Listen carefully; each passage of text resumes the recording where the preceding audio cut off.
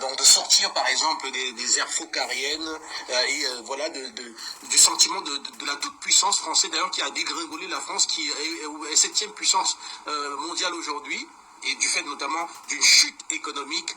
D'autres États sont passés devant et la France pourtant pense toujours qu'elle peut donner des leçons, qu'elle a les moyens d'imposer une certaine vision, ce qui ne marche pas, a-t-on entendu, dans cette émission. Bonjour et bienvenue. Bonjour. Bonjour, monsieur Kifodo. Le journaliste de Mérite Afrique Média, je suis tellement content de vous revoir ce matin. Je salue avec déférence tous vos invités, avec déférence les techniciens, le PDG que j'adore, et tous les appelants qui sont sur la plateforme Telegram.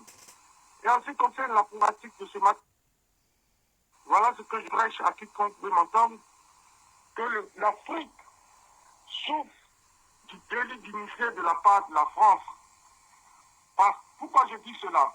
Parce que depuis que l'Afrique a eu le malheur de croiser la France, elle a été embarquée dans un paradigme que elle n'était pas là pendant la conception de ce paradigme-là.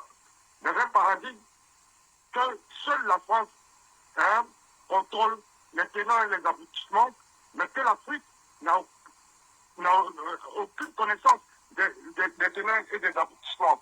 Donc, on nous a parlé de démocratie, mais à la française, que l'Afrique ne connaît pas.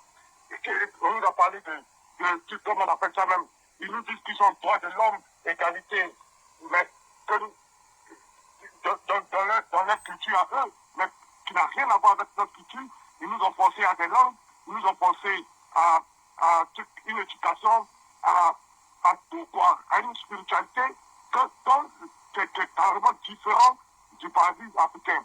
Et quand on fait le bilan à présent, 21e siècle, on voit que les acteurs français restent toujours ces acteurs-là qui étaient là au début, c'est-à-dire ces esclavagistes, tous ceux qui sont venus coloniser l'Afrique, tous ceux qui ont envoyé l'Afrique dans une guerre mondiale dont l'Afrique n'avait pas besoin, qu'elle ne connaissait même pas, qui n'était même pas sa guerre. C'est toujours ces mêmes personnes-là qui reviennent, donc ces mêmes initiés-là. Parce qu'on prend le truand, il fait partie comme on appelle ça même, de la mafia, cette mafia célèbre de la France comme les Bretons. Donc, c'est toujours ces mêmes Bretons-là, ces gens qui ont fait l'esclavage et tout, qui étaient les truands qui sont héritiers de tous ces gens-là, qui continuent encore la sale besoin en Afrique.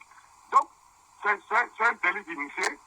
Et nous, pour y parer à ça, l'Afrique doit maintenant justement faire la rupture avec tous ces paradigmes-là. Parce que ce sont des paradigmes dans lesquels on nous a forcés à y être. Et quand on te force à quelque chose dont tu n'es pas vraiment initié, il est clair que tu fonctionnes mal. Il est clair que ça ne tourne pas juste pour toi, parce que c'est quelque chose dont tu ignores. Et on ne cessera jamais de le dire, l'ignorance est le plus grand mal de l'humanité.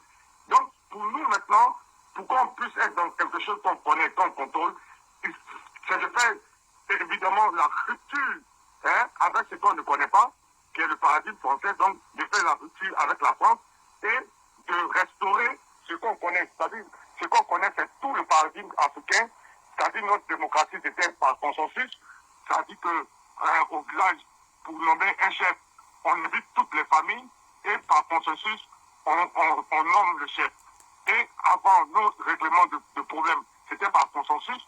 Donc, en définitive, c'est ça la vraie démocratie, parce que quand on sort de la réunion, tout le monde est d'accord. C'est-à-dire que le consensus est établi. Donc, comme tout le monde est d'accord, il n'y a pas de palabre après cette réunion-là. Alors que dans la démocratie française, puisque c'est la loi du nombre, donc si c'est 51%, si 49%, il y aura 49% de désaccords. Donc c'est clair qu'arrivé à un certain moment, le clash est prévisible. Le conflit est prévisible parce que 49%, ce n'est pas rien. Donc, un point ou l'autre. Donc c'est pour dire quoi? C'est pour dire qu'on doit se restaurer notre Afrique dans tous les domaines économiques, éducationnelle, santé, spirituelle et tout. Bonne continuation, c'était le Chabou depuis l'Angleterre. Bye bye, bye bye. Merci à vous pour votre participation à cette autre édition matinale. On va poursuivre avec d'autres